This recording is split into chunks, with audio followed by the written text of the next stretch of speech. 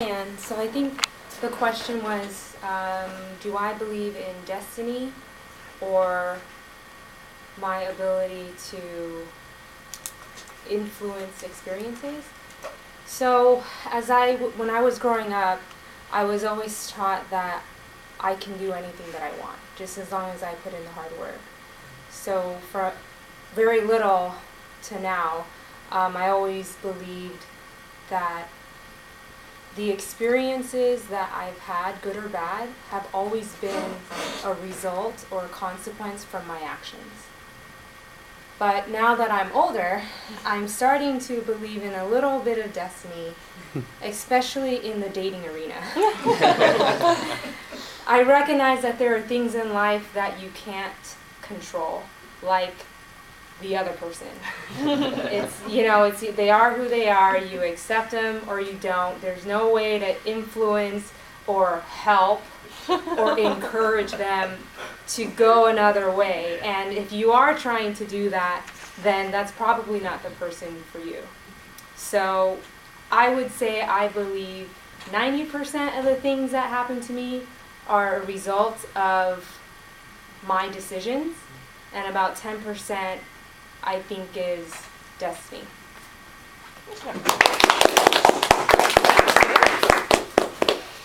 All right. If you could see into your future and maybe find out when you'll get married or what type of career you'll end up with or how you're going to die, if you had that ability, would you want to? Or would you want to keep pursuing your life in the unknown? And I'll ask Hamilton.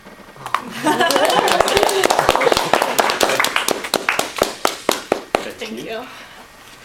Okay, so the question, as I understand it, was if I had the ability to look into the future and see what my life would turn out to be, would I do it?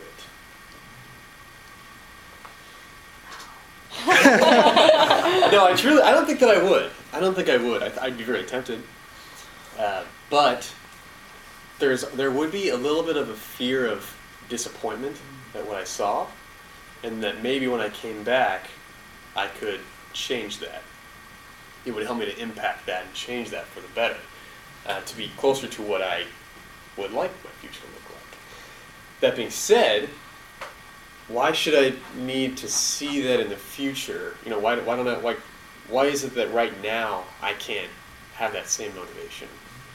So, also, on the flip side of that, if I did go to the future or saw the future and what happened in the future, and it was all great, then the chances of me getting a little bit comfortable and maybe resting on my laurels would probably increase, and then maybe that future would change. So, I think that's, I don't think that I would, because I think that the motivation would be there already to become my future self. But that was a very difficult question, and so it was inevitable that my response wasn't going to be perfect, so...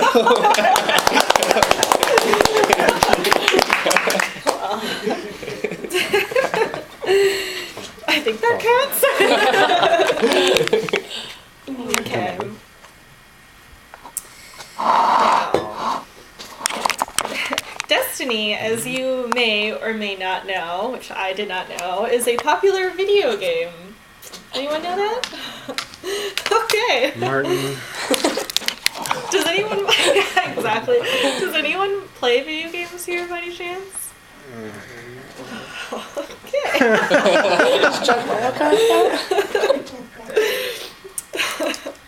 I will go to the next question. Destiny is the title, some of you may or may not know, of a 1926 wordless novel, a book telling a story through just pictures, not words, showing the power of images. What is one image or visual that you recall as something particularly powerful or moving? Mark.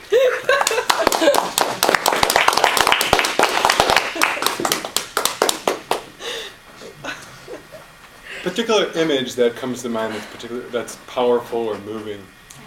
I'm trying to think of something, because I feel like, I've been a lot of places, and so I've seen a lot of things. I've been to other countries, and you see sites like, recently I was over in Europe, and we went to, I'm probably going to butcher the name of it, but Neuschwanstein Castle, like the big fairy tale looking castle. It's really pretty and beautiful. But I suppose that's sort of moving, but I can't really think of something off the top of my head that's really that powerful. So I'd like to go back to one of your other questions concerning, that you asked Diane, concerning destiny versus, that you asked Hamilton about, I guess I got my question. You asked about like destiny and whether we could see into the future. Yeah, that was Hamilton. And it reminded me of the movie Big Fish. Has anyone ever seen that movie? In the movie, he goes to like a witch or something, and he sees his own death. And for the rest of the film, the premise of it, he does great things in the film. He does all these crazy things throughout his life, and he's telling this as an old man to his son. And his son's like, I don't believe you. That doesn't make any, why would someone, that doesn't make any sense. But throughout the premise, he does all these great things because he always, and sometimes pretty bold, because his response is always like, that's not how I die. I know that I can do this and that'll be okay because I know that's not how it's going to end. And I won't spoil the end and how it relates to the story or the title of the film, but it's a good film, and it kind of touches on that whole predestiny, whether we're meant to take a certain path or whether we create our own. I think it's a really good film that you guys should check out. Thank you. That was a kind of tough question. Yep. So. Dodging right by that. It was inevitable. All right. The lazy argument is an argument for fatalism, I don't know, Martin, that there is no point in going to a doctor when sick because we are either destined to get better or worse regardless of what we do. So the question is, should we all be getting the flu shot this year?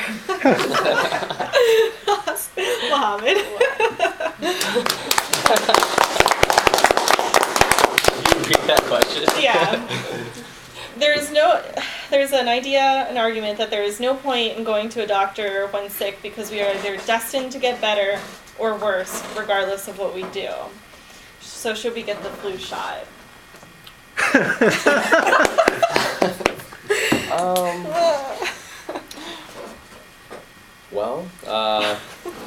I think that it's a great idea to get a flu shot to avoid anything that could happen.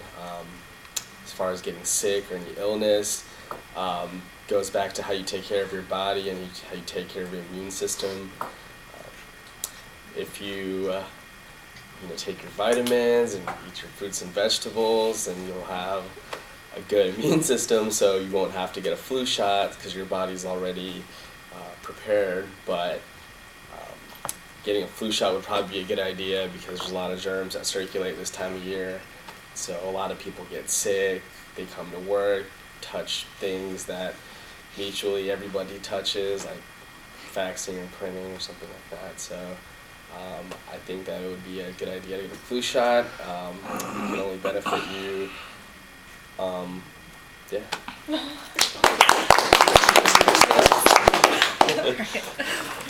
right. I'm going to conclude table talks for today. Martin's fired. Yeah, thanks, Martin. So now we'll just move in. And I'd like to thank everybody for bearing with me, for struggling through that. That's right. Got thrown at you last minute. And we'll go into our general evaluation portion for the meeting. So I'm going to ask Pat for the evaluation timing for today. For speech evaluations, each speaker will have 2 to 3 minutes to give their evaluation. I will show green at 2 minutes with 1 minute remaining, yellow at 2.5 minutes with 30 seconds remaining, and red at 3 minutes with 30 seconds to qualify. Thank you. All right, our first speech evaluator is Mark Stelner, and he will be evaluating Melissa's speech. Thank you, Ms. General Evaluator. Melissa, great speech. And this is speech number 2, correct? So I thought you did a really good job for this only being your second speech. So the purpose of the speech was organization. And so we'll talk about that. First of all, I really liked your topic. The unknown is something that I think everyone can relate to because everyone's a little uneasy about it, as you can see from some of the table topics discussion. Right? We always wonder if what's happening or going to happen in the future isn't inevitable, or can I change it? And so I think it's a good topic because everyone, like I said, can relate to it and get on board with it. I enjoyed when you I enjoyed your introduction with the quote about if you're not doing something stupid. And I also enjoyed, I liked the kind of juxtaposition between the unknown as a child versus the unknown as an adult. Because it's so true as a child, you don't have any sense, you don't know any better. And so like you said, you don't know about the unknown, and so you just don't know. So you just do random things that in retrospect maybe seem a bit risky or maybe not the best idea. Versus as adults, as we get older, we tend to maybe hold back a little bit because we're worried about that unknown. We think about it a lot and what's going to happen and how am I going to do this and how are we going to get through that. And I think there's probably a balance, right? Because to your point, we have to take risks sometimes, otherwise maybe we're not living our life to the fullest. And so I enjoyed you talking about that and how it relates. I also liked your speaking style. You seemed pretty relaxed up here. So most of your hand motions were pretty good. I caught you a couple times, doing this thing, which I always have a tough time, like, what do I do with my hands? Do I keep them here? Do I put them here? So just something that you can work on further. One of the other things I noticed when you were talking is once or twice I think you must have maybe skipped a part or you couldn't get, and you were like, oh, darn it. Like, remember, we don't know your speech. So if you miss something or you skip over a part, or maybe if you can't even think of that word, it's okay to pause for a second, and then if it comes to you or use something different, because when you do that, then we're like, oh, she must have tripped up on something. But again, it's okay to do, but it's okay, just keep rolling. We'll never even know. The other thing, you had a pretty clear intro. I got a little lost in the body of your speech, and then the conclusion seemed a bit rushed. So just think about, mapping it out when you're going to make that speech. For instance, you have your intro about you're going to talk about the unknown, and then to me, your body I think would be, when I was listening, it should kind of be the unknown, how it relates to you, how you've seen it in your life, sort of a thing, and then kind of how you're working on dealing with it, essentially, correct? So I guess I feel like maybe just a little bit more evident in, point, supporting. I mean, maybe I'm a little too structured about it, but again, it's just work on doing that, I think, a little bit more, and then, make sure that conclusion is pretty strong. Other than that, I really enjoyed it. I thought it was really good for a second speech, and I look forward to hearing more of your speeches. Thank you, Mark. Our second and final evaluation will be given by Doug, impromptu as well. And Doug will be evaluating Sharon's speech. Madam General Evaluator, fellow Toastmasters, and most importantly, Sharon. Another good example of you pulling a little piece of what's important to you and sharing. Very cool, very, very awesome, very high-minded. I would have liked a little bit more kick on the intro. Would you believe I'm a daddy's girl? Mix it up. Mixing in humor. Mixing in humor is very important because when you get people laughing, they're with you. I prefer a question, so I'm not very good with funny. I usually open with a question, you'll notice, or a comment that's hard to interpret, confusion. You don't want to use too much of it, and you want to use it very sparingly, and you want to solve that confusion in your body. Good speech, very methodical. You started with your father. You went through life, wanted to be a cheerleader. I've never heard of anybody being an honorary cheerleader. I think that's awesome. And it could have been important that you didn't experience that firsthand and experienced it, is that subjectively? Because, you know, a lot of the things that they teach girls in cheerleading is to become like everyone else. And you are not. You're a unique individual. I mean, doing what you're doing, so important. Providing young women with role models that aren't there. That's awesome. I mean, that's such an incredibly important task that I admire. People like you that do stuff of great importance. Well, I have trouble getting through the week. Good speech. I enjoyed the way you laid it out, very logical, very methodical. My suggestions again would be try to be a little spicier on the opening. Your ability to communicate is awesome. That part, just roll. And then the ending. The ending is massively important. You know, if you have to read it, that's perfectly okay. You did read something. Pump up the drama. You know, we think, oh, I'm using so much of the bandwidth, but we really don't. We only use a very, very small amount. And in this thing called communication, it's okay to look a little foolish. Madam General Evaluator.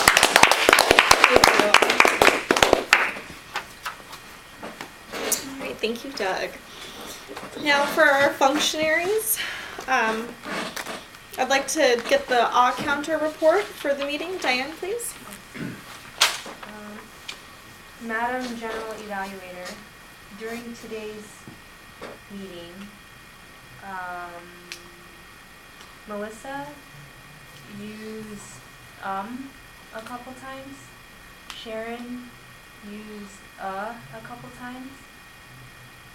Sarah used a couple times. I used all of them. Hamilton used and so. Mark, just very few. So like Mohammed, a lot of ums and uhs. And Doug, you know. Thank you. Oh, I got shafted. That was a hard question. All you could say was Again, I'm sorry. Thanks, Mark. Yeah.